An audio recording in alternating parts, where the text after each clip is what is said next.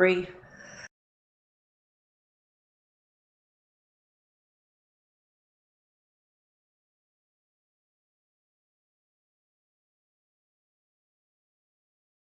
Okay, I think we're waiting for the rest of our team here to come up on stage. Thanks everyone for sticking around.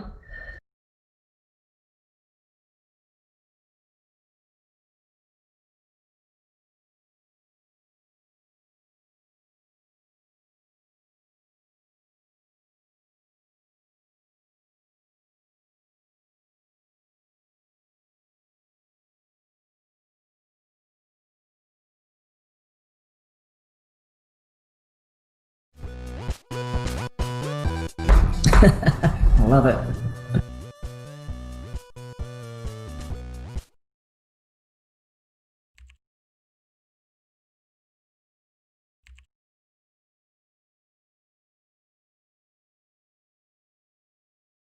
Hi, Aaron. Hi, Joe. Hi, I'm having too much fun. Did you tell? I see Hello. that. Good morning. Buenos dias.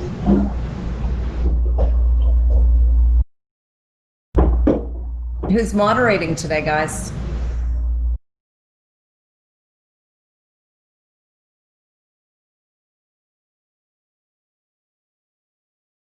Aaron. I am not sure who is. Aaron, you're moderating. No, I'm Yeah, you are. no, I'm not. I just woke up. Don't tell me that.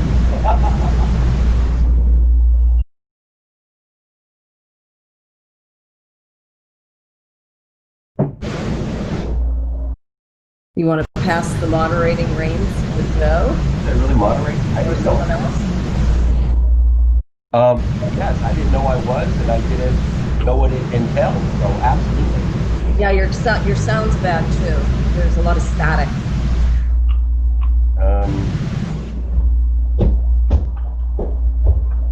Is it better now?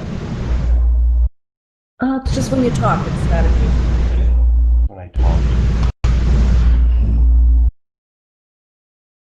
Is everyone here? Hey, Joe, you want to moderate or Bree, or do you guys want me to? You want it. That's never gonna.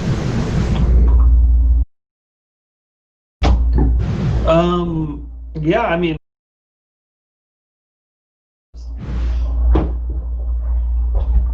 Yeah, I don't mind to moderate if you guys can hear me. Yep, we can hear you great. Yes, I can hear you. Do we got everybody here? Or are we missing anybody? Kyle Bender. Kyle. Is Kyle here? Well, I guess let's get the show on the road. And Yeah, Kyle joins us. I guess let's just all start with introductions. Let everybody know, what market you work in, how long you've been in the business, and what kind of is your passion in real estate? Like, why'd you get in the business, and what's your big why? So, Aaron, let's start with you first. Okay, sounds good. I hope everybody can hear me fine. I'm in the Las Vegas market. Been in real estate for about 25 years. I brand myself Aaron Taylor, the real estate guy here in Las Vegas. We'll do about 250 to probably 270 transactions this year. What I love about real estate is we create systems to help people, not just sell their house and buy their house, but we created systems in place helping people repair their home, cash advances, and certain things that I've done over the years, even back in the short sale days, providing free attorney representation at no cost to help people and also make money at the same time. So we love what we do. It's a great business, and look forward to the future years to come. And very excited. I've been with EXP for about 20 months now. Hey, what about those shares, guys, huh? Woohoo! Oh Loving that, baby.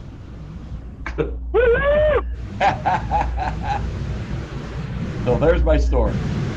Awesome, thank you. Thanks. Karen, do you want to go next, Karen? Yeah, sure. Can everyone hear me okay, hopefully? Yep. So my name is Karen Vamaro, and I am in the Tampa Bay, Florida area. Been in this area for 32 years. I've been in real estate for 23 years. I have a geographical farm that keeps me busy. So I do some, niche marketing, mostly residential. And I average probably about 35 to 40 transactions a year. I have a group, but the group is very, very small. I have one buyer's agent and a partner. We brand together, but we're pretty much individual as far as our business. Awesome. Bree, do you want to go next? Hey guys, sorry to interrupt you real quick. I think the static is coming from Joe when your mic is open at the same time as when the others are talking. So maybe try closing your mic in between the others speaking. Okay. Thanks. Okay.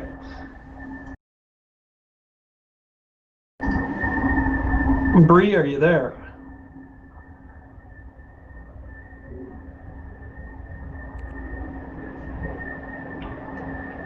Bree?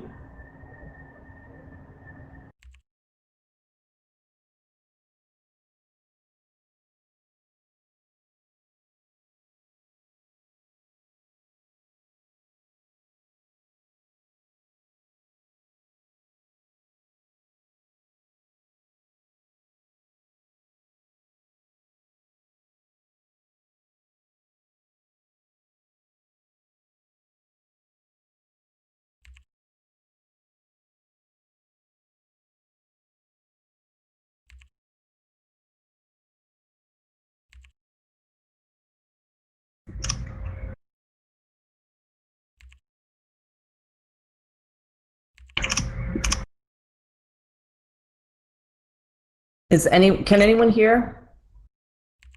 I can hear you. Okay. Bree, Bree, we can't hear you. Is your sound on?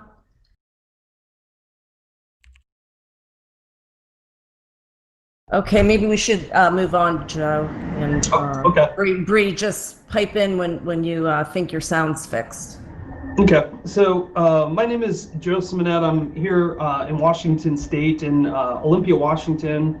That's my market. I've been in the business now for 16 years. I run a small team here. Last year we closed out the year with about 80 million in gross volume. This year we'll do under that this year due to COVID-19. We had obviously the shutdown and stuff like that. But my big passion is just really building lifetime relationships with clients. And so I love to stay in touch. We have multiple client appreciation days a year where we just really try to connect and build those relationships deeper. So next up, let's talk about we're trying to give value to all these guys that want to become icon agents. Let's probably start talking about and we'll go with you first, Aaron. Like, what's probably the one biggest I would say just probably what you call your biggest lead generation source or your listing source, since listings are driving most of the market right now. And then we'll just go on down the line with Karen next. Okay, so when I first started in real estate, it seems like forever ago, I knew pretty early on from my retail days that for me to be successful in this business, you have to acquire people. And not just acquire people as fans, but I have to have a pretty solid database so I know who I'm working with. So what propelled me to start off my first couple of years, I think my first year or two I did about 50 transactions was, and I'm a big Brian Buffini guy, especially when I was younger. And everybody probably could attest. It sounds like, Joe, that you're a little Brian Buffini guy too at some point, or maybe you still are, I'm not sure. But I was really good at going to every single person I know and asking them if they knew a real estate agent that they would use to buy or sell a house. And if they said they didn't know anybody, and most of the time they did, but nobody would ask them. I mean, everybody knows somebody who sells real estate. but nobody would ask them that question. So I made it a point to ask that question to every single person I know, right in the beginning of what I did. And even if you're veterans out there and you haven't did this, I mean, it's just real estate 101 in my opinion. There's more than one way to skin a cat, but for me to be consistent with my business, regardless of what the market does, up or down, I had to have a solid database. And then as people start referring me, I started placing them in a different category. You can call them whatever you want, but I knew exactly who would refer me. I knew exactly who used me, and I knew exactly who wouldn't. And it didn't mean that I couldn't be friends with everybody, but I wanted to know who I was working with. So that was always the catalyst of my business, was building that strong database, having those client parties, treating the people that refer me special and letting everybody else know it. And then obviously knowledge is power, being knowledgeable in the business and let everybody know it. And I remember I was really big into sports when I was younger, playing basketball and very social. I asked that question to so many people, the old mayor campaign from Brian Buffini that said, if you were to buy or sell a house, or a friend or a family member that was, is there an agent you would use to refer business to? And it's either a yes or a no. And if it was a no, if it was a yes, I have somebody, well, that was just as good as a yes to me, or a no to me, because I wanted to know if I need to add them in my database and market them. But I asked that question so many times, guys, that people just started calling me the real estate guy. Hey, it's the real estate guy. Hey, it's the real estate guy.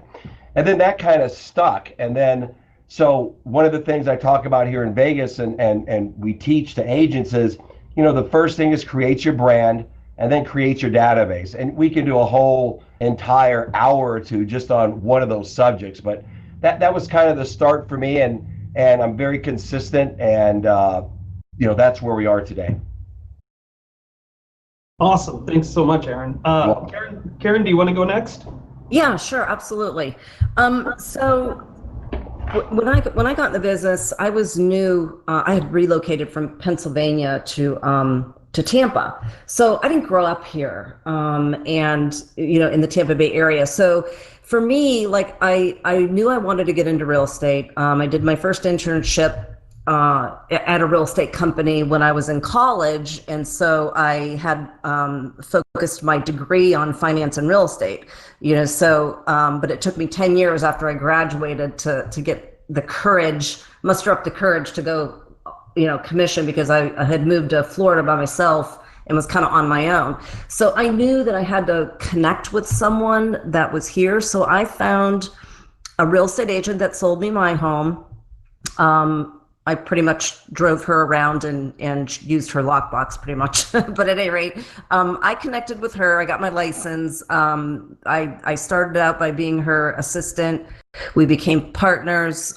She was 20 years my senior, and I learned a lot from her. She was in new construction, and we had a farm area where it was initially new construction, and then that turned over to resales. And I've been in that same geographical area now for 23 years. So my customers are repeat.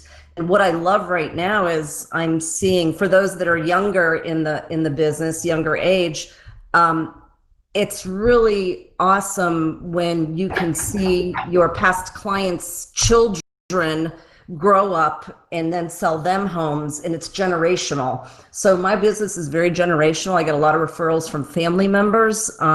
So my customer base is more family, and I do what Aaron does also. When I get referrals from those special people that refer me a lot of business, I try and keep them close to me and thank them and just show them appreciation.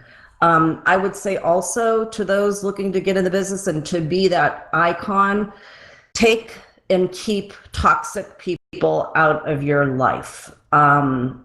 If your gut is telling you that this person is not right for your business, don't listen to other people. I listen to too many people say, no, you can't do it on your own. You need this person. You should keep them. I kept, someone around. And so that's a really good, if your gut's telling you it's wrong, listen to it, because you're probably right.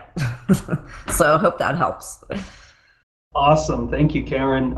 Bree, is your mic working now? Do you want to chime in?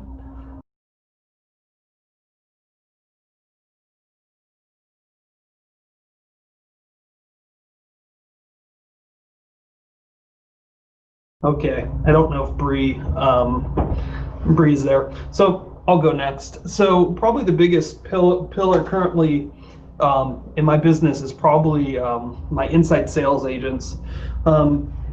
We do a ton of inbound and outbound lead generation. Inbound means people that are coming into our site, that are registering, giving us their information. And from there, our inside sales agents then are following up. They're qualifying and they're scrubbing those leads and dispositioning them in the proper category, which will be somebody that's hot.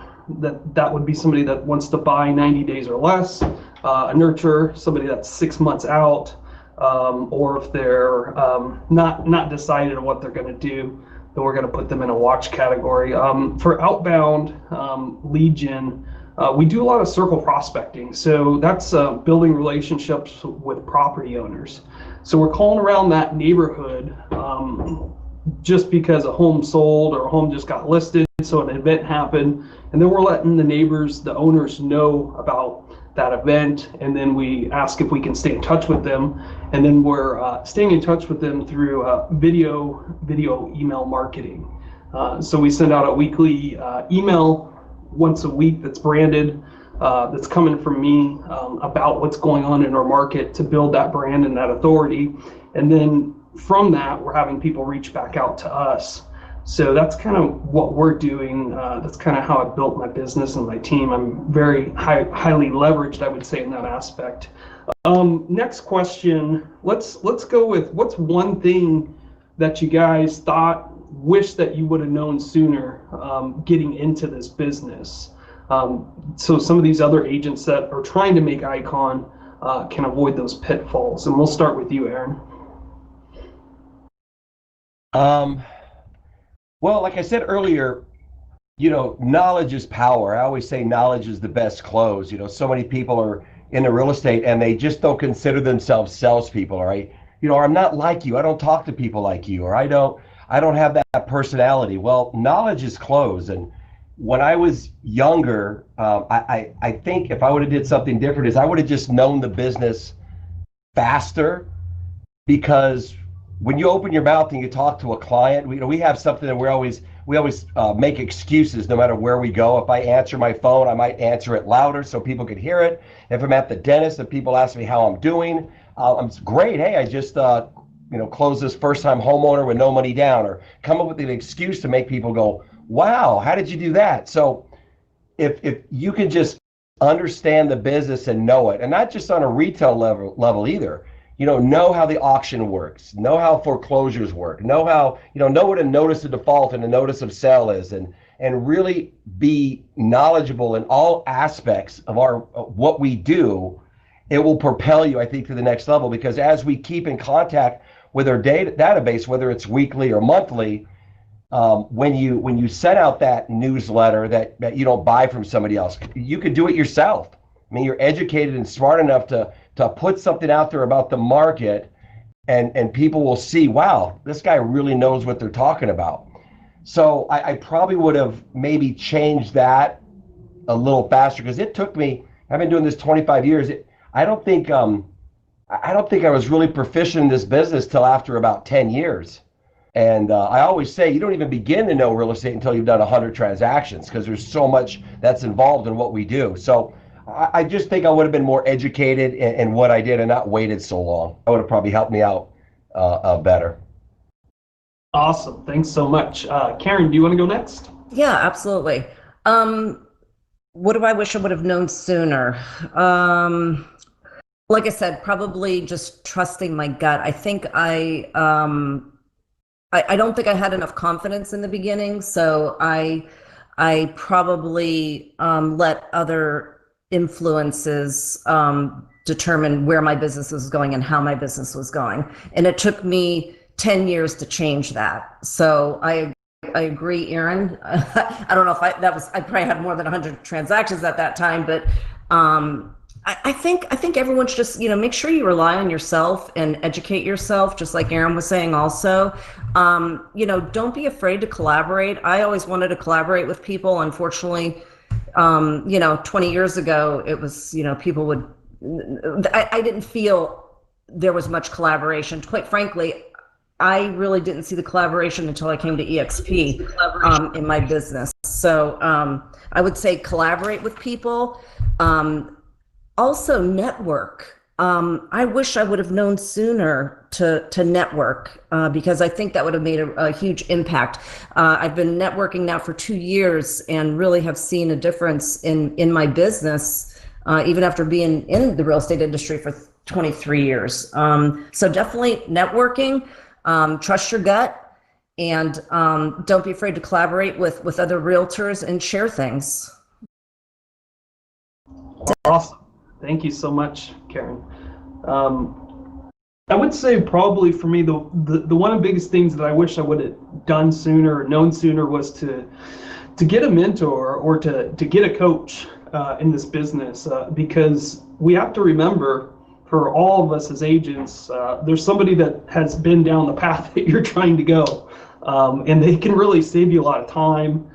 They can save you a lot of angst, a lot of heartache, if you just really find a good mentor, somebody that has really reached a level of success that you're trying to obtain, that you can pretty much what we call R&D, rip off and duplicate. So you can take the parts of their business that you like how they've set up their business, and you can actually duplicate that. And that's kind of when I really started seeing traction in the business, is when I really had a good coach or a good mentor that really would share everything with me and what they're doing, how their systems are set up, and it helped me scale and also differentiate myself and for branding and actually having a unique selling proposition when you're talking to buyers and sellers. So the next question is, if you guys had to start all over again and you're dropped into a new market, what's the first thing that you're going to do once you're in that new market to build your business up? And Aaron, we'll start with you. Yeah, I talk about that a lot with agents on how, if I was dropped into a new market. So my daughter goes to college in Hawaii, and we love Hawaii. We go there 3-4 times a year. We have a place in Waikiki, and I know one day I will probably live there.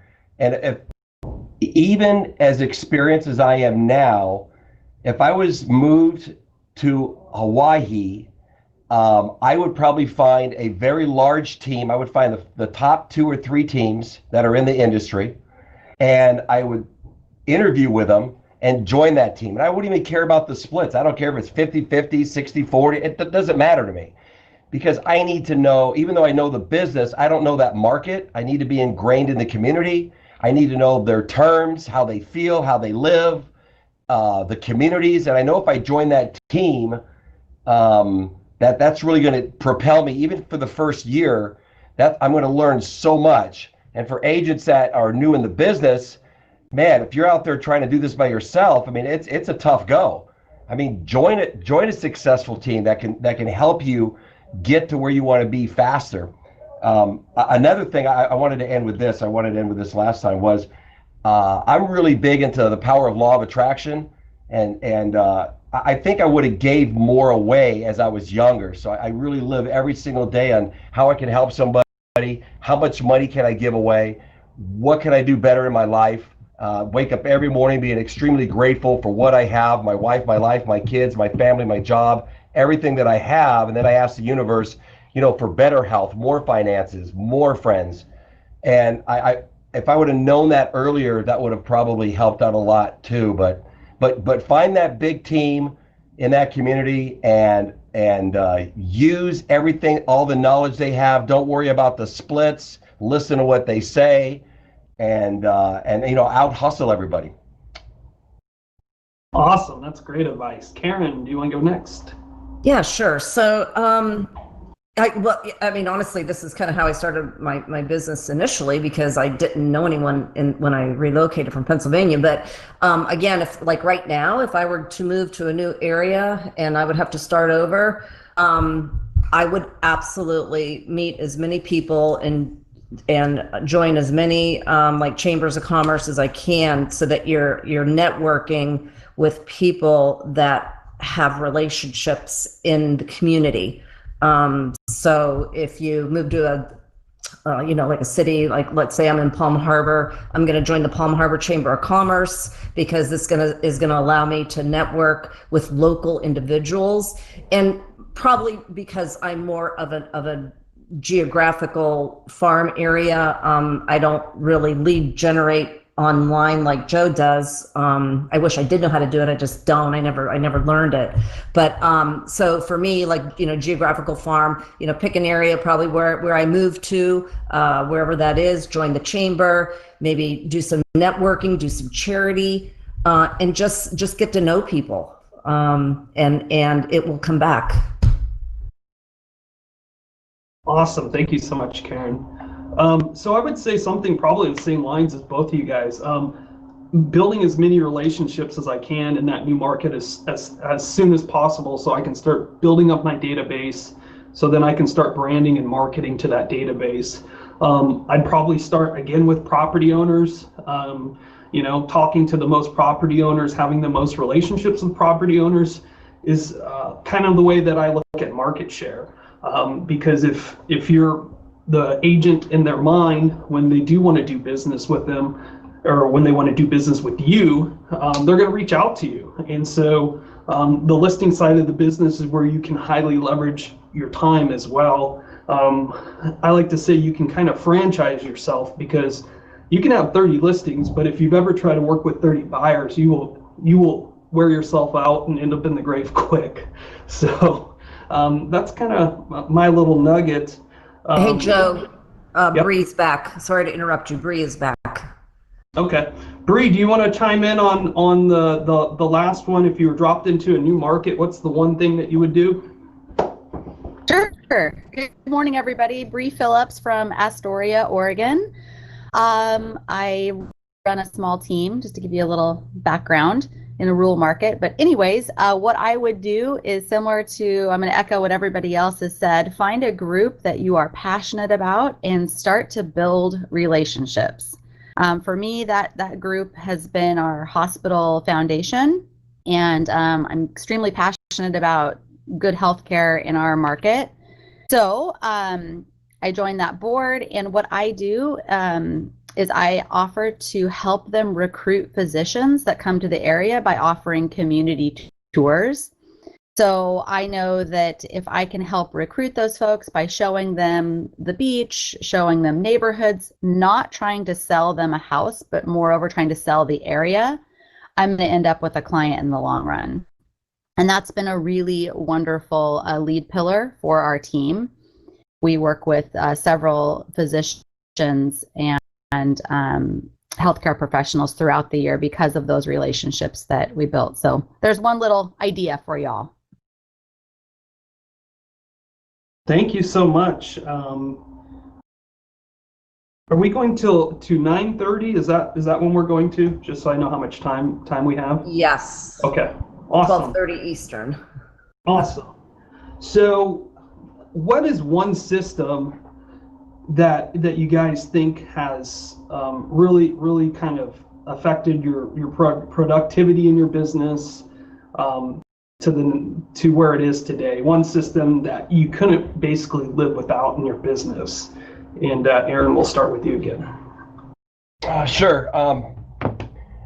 Well, what I still do every single day, and all my agents, even my 4 assistants, they're all required. The most important thing that we do is make our phone calls, and not quantity of calls, but it's actually contacts. My agents that work for me have to make 5 contacts every single day. And then my 4 assistants and marketing manager, they have to make at least 1 contact every day. Now, this is above and beyond their normal job. And I was very disciplined younger in my career that I would make phone calls and contacts, because doing emails and Facebook Lives and videos, I mean, that's kind of the least resistance, and it's the easiest to do.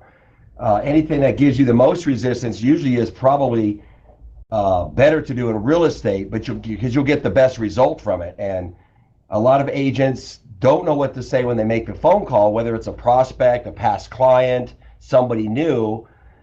So everybody on my team, from the staff all the way up, they know that what's most important to me, and they know my passion with making phone calls is, I don't care if you close a deal, I don't care if you entered a listing, I don't care if you took a buyer out today, I don't care if you put someone in contract, I don't care. What's most important to me, your job starts off with making those contacts. And everybody knows that I'm passionate about it. We give people scripts on what to say so it becomes natural. And that's the start of the day. If they make those phone calls, the rest of the day is gravy at that point. So that's what I've always been very consistent with from start to finish. Now, being in the business so long, my A+ people are the people that refer me business. I have about 140 of those. So nobody calls those people. Those are my calls. I make calls throughout the entire day, more than 5, probably 10, 15, 20. It's such a habit for me now. As soon as I get in my car, boom, start calling people just to touch base. When you make the phone calls, it's very important, at least this is my opinion. You know, everybody has a different opinion, right? But my opinion is when you make a phone call, start it out business first, personal second. And the reason I say that is people want to help you and people are busy. They don't need to talk to you for 15 or 10 minutes about how's the family, how's the kids, how's the soccer, how's this, just for you at the end of the phone call to ask them if they were ever going to buy or sell a house or had a friend or a family member that was, am I still the agent they would use? People appreciate when you make the phone call, start off with that business question right away. Hey, Joe, it's Aaron. How you doing? I got a business question for you real quick. Sure, Aaron, what is it? Get that out of the way. Joe, if you're going to buy or sell a house, had a friend or a family member that was, am I still the guy? Am I still the real estate guy you would use? Man, sure you are, Aaron. And then go into, by the way, Joe, how are the kids doing? How do you like that house you've been in? Then go into the personal. It sounds so much more genuine if you go that way. And most of us have kids. You know, when the kid calls you up and they want to borrow $100 from you, or they want you to pay their car payment for you because they don't have the money. All my kids know if they need something from me, ask the question first, then ask me how mom's doing, how dad's doing, how's business doing, because it's just more genuine that way. Don't use me. Ask me the business question, get it out of the way. I want to help you. Now let's be more genuine and talk about all the other stuff. So there you go. Awesome. That's great advice. Karen, do you want to follow up on that? Yeah, sure. I think that's awesome too. I agree with Amy Rose that put best advice in the segment. Aaron, that is awesome. You know, I'm going to steal that one from you. But I would say, you know, for me, it's kind of similar. I probably am not as diligent as Aaron is, but I do, you know, I want to stay in the forefront of my geographical farm area. So I want to make sure that they are seeing me, they're hearing me, and I'm their go-to person when they need a handyman, a contractor. So what I like to do, I'm still, I've been mailing, you know, I've been doing mailers for 23 years. So it's just kind of something that everyone expects from me. So I still do it. It's cheap, it's easy. You know, so I do print mailings, but I also, obviously as technology increases, you know, do a lot of, you know, online social media, targeting that geographical farm. So I'm always staying in front of them. I always make sure every day, if I have a closing that's pending, I'll call my seller and I'll be like, hi, it's Karen. How's it going? What can I do? How can I help you today? How can I make your move easier? Is there anything we're missing? And, you know, people, I think we get away from that because, you know, especially like, I'm not a big team, but I know that even I, you know, sometimes struggle with keeping in contact with people, or, oh my God, I got to call them. You know, just make it a habit to just pick up the phone and be genuine, because, you know, sometimes people feel like they get lost if you're on a team and the team lead or the person that they really have the relationship with isn't following up with them, you know, but the assistant is, or this is. So I would say that is probably the one thing that I make sure I do on a regular basis, is just to, you know, keep in front of my farm and make sure I pick up the phone and call the people I am in current contract with, and make sure that their life is going smoothly during the transition. Wonderful. Thank you so much. Bree, do you want to go next? Sure. So this question was, what systems do we use? Right. Yeah, like what's the one system that basically that you use that you couldn't basically function without, running your business? Okay, sure. So we use two systems on the team that we couldn't live without to deliver a 5-star experience, and that is Trello Boards, online checklists, and Follow Up Boss. Those are the two systems that we use religiously. On our team, we make sure that all of our pending clients and listing clients get scheduled updates. So if you're listing with us, every Friday, you're going to get a listing update call from our listing coordinator, just like clockwork, and that's a scheduled update. And then that call is logged in Follow Up Boss, which is our CRM. So everybody, the listing agent on the team knows when Mandy, our listing coordinator, makes those calls and what she says. Let's see. Next on the list is the Trello Boards, and that is a system that our transaction manager or business manager uses to make sure that we're doing the same thing for every transaction. Again, so we can continue to get those reviews, build relationships with those clients. So in a nutshell, those are things that we do. Awesome. Thank you so much. So the next question would be, what is one thing that you're currently working on implementing your business that you think that's going to help you, double your business or help you just increase the number of transactions or the number of clients you're going to work with in this year or into 2021? And Aaron, we'll start with you. So probably two things. Number one is I have a great brand here, the Real Estate Guy in Las Vegas, and very well branded actually. TV, we have a radio show, advertised on all TV, 24 radio stations, social media, a great brand, but you can never do enough branding. So, and then the other thing would be reviews. I was with some agents last night. These were 1% listing agents. I'm a 6% listing agent guy all the time. 6% transaction fee, never go off that. But we were talking about reviews, and I have, I don't know, close to a couple hundred reviews on Zillow and Google, but these guys have 400, 500, and I probably need to work on that probably a little better. But one thing that we're working on as far as the brand goes is where we list a lot of houses. We probably list about 20 homes a month. And we realize that buyers, once they sell the property to their client, they lose contact with them.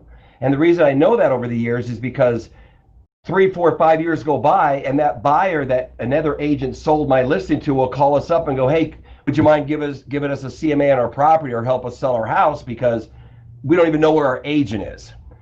So what we're doing in all of our listings is we're doing a couple things, and you agents might like this. I have a little 1-inch by 2-inch sticker that says the Real Estate Guy and my phone number.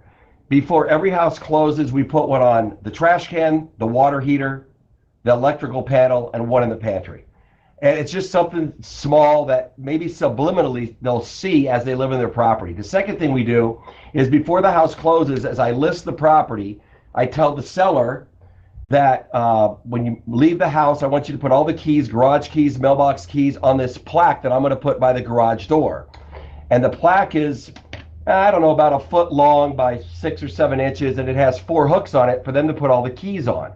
Well, on the plaque it says home, and then we put the buyer's name. Now, it's not our buyer, it's another agent's buyer, but it's kind of a gift for them, and we put their name there. And then on the bottom, of course, it's going to say Aaron Taylor, the Real Estate Guy, with our phone number that we advertise, right? And so we do that. Then we put some salt in the pantry with our logo around it. Salt sits in the pantry. It stays in there forever. And we're starting to do this recently and being more effective with it. But people know our brand. We gotta think of all these little tiny things that make a difference. That's going to propel us to the next level. And for me, the next level is to get to that 500 transactions for the year. And it's not just spending more money in advertising, and it's using the systems that we have in place and really analyzing them and making them better. And I think some of these things that we're doing with our listings, it's just gonna increase that volume and just make it better. So that's what we're kind of leaning for. Then also one last thing is, every time we do a radio commercial or I do a Facebook ad, I'm starting to understand how subliminally a message can be given to somebody. So we've been watching like Disney commercials, AT&T commercials, and different way people advertise, and how they'll put these thoughts in people's heads behind those commercials. And so we're really working hard to do better at this. Awesome, thank you. There's some gold nuggets in there, Aaron. Karen, do you want to follow that up? Yeah, sure. Next time I am not going to be after Aaron. Anyway. Oh, stop it already. Sorry. Anyway, so the one thing that we're doing different this year that I've never done before is we have hired our first inside sales associate. So, I told you earlier, I'm an individual, but I do have a partner. We brand together, even though we have our own book of business, because we've both been in the business 20 years. We kind of found each other at EXP here. So at any rate, we both realized after a couple of years of working together that neither of us are good at converting leads. So number one, understand your weakness. That was, we both understood that. And so we just hired an inside sales associate. So we're very excited about that. I'm anxious to see how it pans out. And we do feel that that is probably going to increase our business by at least 50% of what we're doing currently, hopefully more. Awesome. That's valuable advice. Bree, do you want to follow that up?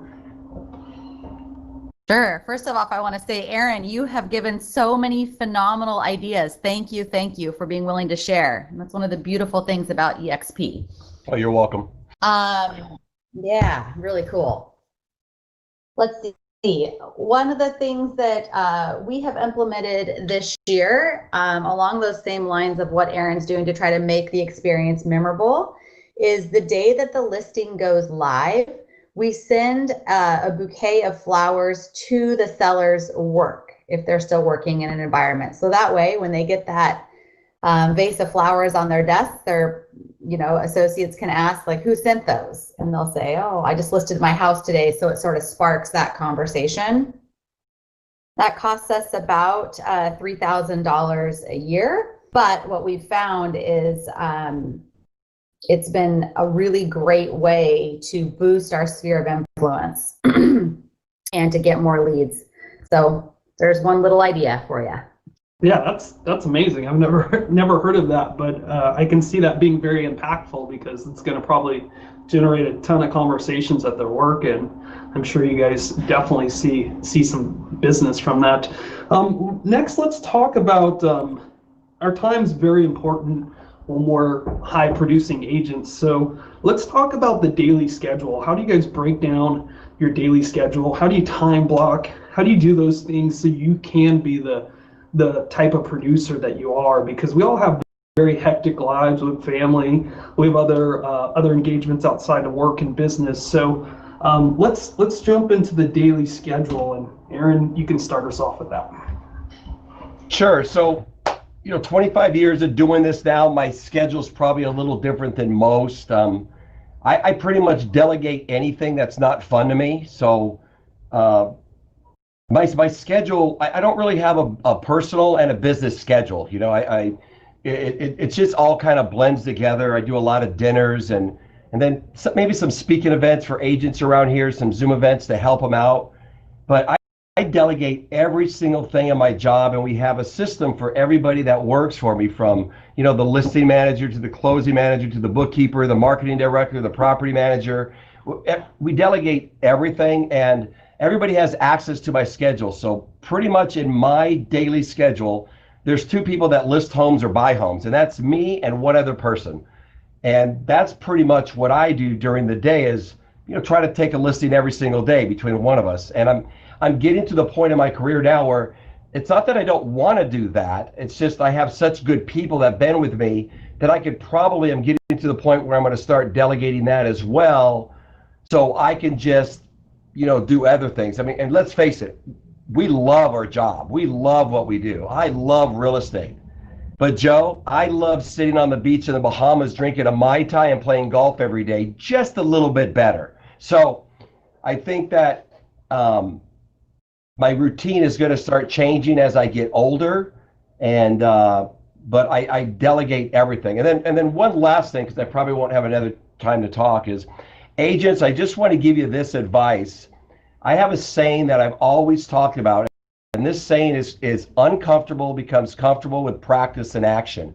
And in real estate, if you're doing something that's uncomfortable, it's the right thing to do, providing it's safe. So push yourself constantly to do something that's uncomfortable. Get out of your box and do something that's uncomfortable today. Whether that's making a phone call, going up to somebody, asking them if they know an agent, whether it's maybe doing a Facebook Live or a social media post is uncomfortable for you. Well, the more you do it, the more comfortable it will be, but it takes practice and you have to use action. So uncomfortable becomes comfortable with practice and action. EXP, I tell you, this platform is incredible. Like Bree was saying, I'd love to get ideas from all of you. I'm very grateful and honored to be on the panel with you, top-notch icon agents. So I really appreciate not just helping out agents, but I love listening to what you guys have to say too. I'm always sitting here writing notes and, taking your ideas from wherever you're at. So thanks, guys. Appreciate it. Thanks so much. Karen, so what's your daily schedule look like? I've never been one of those that's good at time blocking. I'm trying to be better at it as we grow. But typically my schedule is mornings. I'm up early. I'm up at 6 a.m. So I do my I do a little time for myself, and I will do, get through my emails, send things to my assistant that need to be done for the day. That usually takes about an hour. I try to get in a workout in the morning, and then 9 o'clock I'm usually ready to go. With COVID, obviously I've been home, but I do have an office that I go to. So I do like to go to the office. I like to be there by 9:30. And, then I schedule my, I have certain days. And again, I'm not that organized, but I do have certain days and times that I do my listing presentations. I am not an evening person. I do not go on listing appointments after 6 p.m. That's just me, and it works for me. And I haven't had any issues with losing business because of it. I don't mind working weekends because I don't have any children. It's just me and my husband. So, weekends, sometimes I will reserve a Saturday, but typically Sundays I take off. I do not do open houses. Again, I've been in the business a long time, so I'm not saying open houses are bad. I just, I personally don't have to do them because there's too many agents that work with us that are starting out that need to benefit from the open houses. So again, it's just kind of like, I set certain times for my emails, I set certain times for myself, and then I set certain times for, the listing appointments and following up on things that need to be done in the office. That's awesome. Thank you so much. Bree, what does your daily schedule look like? Sure. Well, I've been in the business for 15 years now, and that daily schedule has changed over time. In the beginning, I was working all the time, which is not a good thing when you have a family. So today, I am working from 8 to 5, Monday through Friday, with evenings and weekends off. And I'm able to do that because I have built a small team. And that seems to work really well for me. So get up in the morning, get my family situated, and then I'm out the door by 8, get to the office by 8:15. And, we just have certain tasks that we do the same every single day. So that's kind of what my day looks like. Awesome. Thank you guys so much for that insight. So the next question is, what is one key hire that you made that has really exploded your business? And Aaron, we'll start with you. Well, for me, at the level of volume now to this point was a couple of years ago. There's a gentleman that hired me. He was the vice president of D.R. Horton for years, and he actually hired me in real estate 25, 26 years ago. And a couple of years ago, I hired him to run my team. So he trains the buyer's agents we have. He oversees the entire staff, and and then nobody lists homes better than this guy. I mean, he's just a good individual, a great heart, cares about people, cares about everybody, knows the business inside and out, and he is extremely key to my operation, and he's really helping us, go to the next level. So that would be my one hire, is that right-hand person for me at this level of my business. Awesome. Thank you so much. Karen, what's one key hire that you made that you see that's really helped grow your business? Yeah, absolutely. An administrative assistant, hands down. I know sometimes I've heard people say, you need a buyer's agent first, but I'm such a heavy listing agent. That for me, the paperwork was just really time consuming and just dragging my business down, because what would happen is you'd get busy, you have a whole bunch of closings, and you're handling those closings yourself, and then you're not prospecting for your next business in 90 days, and then your business is like a roller coaster. So I've really noticed a difference when I hired my first personal assistant, and or not personal assistant, but assistant for real estate. And that person was an inside. I paid her a salary. She was inside. And actually, it's worth it, because you have more time to prospect, more time to do business. You're out in front of the people, and you're not pushing the paperwork. I know I've heard a lot of people in our company say this: don't do something that's not going to make you money. Putting a contract in SkySlope is not going to make you money. Hire someone to do it. So that's my best advice. Awesome. Thank you so much. Bree, what's one key hire that's really, helped your business? Oh, Karen, I couldn't agree more with you. Hire somebody to do all those little tasks, don't make you money, but still need to be done. So for me, that number one hire has been my business manager, Mallory. She manages all of our transactions and just the day-to-day operations of the team. It's incredible. So basically what Mallory is she's a personal assistant to all four of us on the team. She does get paid a salary plus a bonus on every closing that we close, and she takes care of the commission demands. She makes sure that the contracts are all in SkySlope as they should, and that allows us as the agents to set appointments and write contracts. Only way we're going to be able to make money and feed our family. So number one hire, I would say, is personal assistant or transaction manager, whatever you want to call it. Awesome. Thank you. So it looks like we're almost to an end here for this one today, but I just wanted to close it out with asking one last question, so these agents can get some value. What are three top tips that you guys can leave these agents with today as we're closing out 2020? Aaron, we'll start with you. So number one, most important, is help somebody. Just be more generous, whether it's money, your time. Maybe taking that agent and getting them to the next level. But I think helping people, obviously the more you give, it just seems that you get so many more gifts and rewards that come back to you.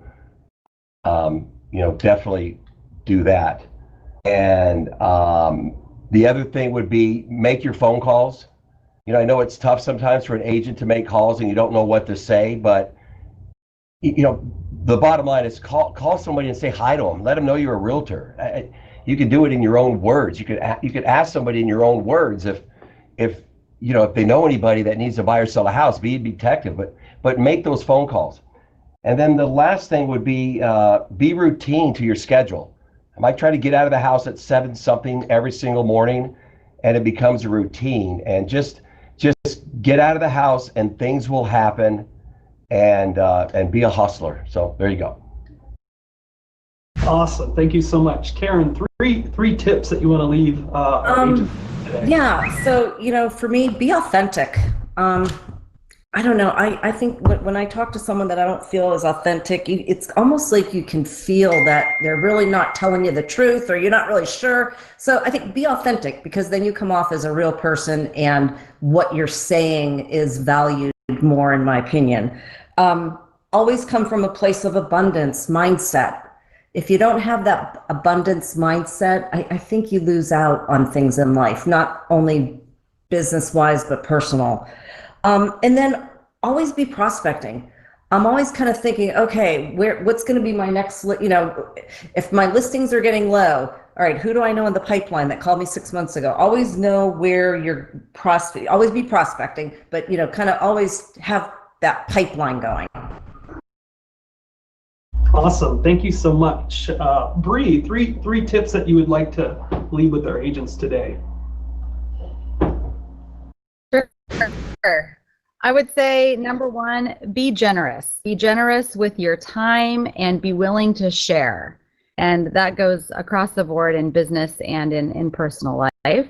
I'm going to echo what Karen said about the abundance mindset. Don't get hung up if something doesn't go your way. Just keep moving forward and know that the next piece of greatness is right around the corner. And lastly, just outwork everybody else in your market. Awesome. Thank you guys so much for your time today. I'll just add to that 3 tips that I would give for you guys. The first one would be don't be afraid to fail. This business, especially when you're a new agent, you want to try to do everything perfect, but imperfect action is better than no action at all. So don't be afraid to fail, but just try to learn from those mistakes. The second thing would be to just give more than you take. So just get in the mindset of being a giver and just trying to help people. If you just come off as genuine and that you're just really there to help, people are going to be able to pick up on that. And the last thing I would say is just make sure that you're trying to build relationships in this business over transactions. We all get caught up in the daily grind. We all, are looking for the next deal, but really try to build those relationships, because that will all come back to you guys tenfold. So I think we are at the top of the hour. So I hope everybody has really got some value from this today. And I think we're done. Yeah, thanks. It was awesome. It was fun.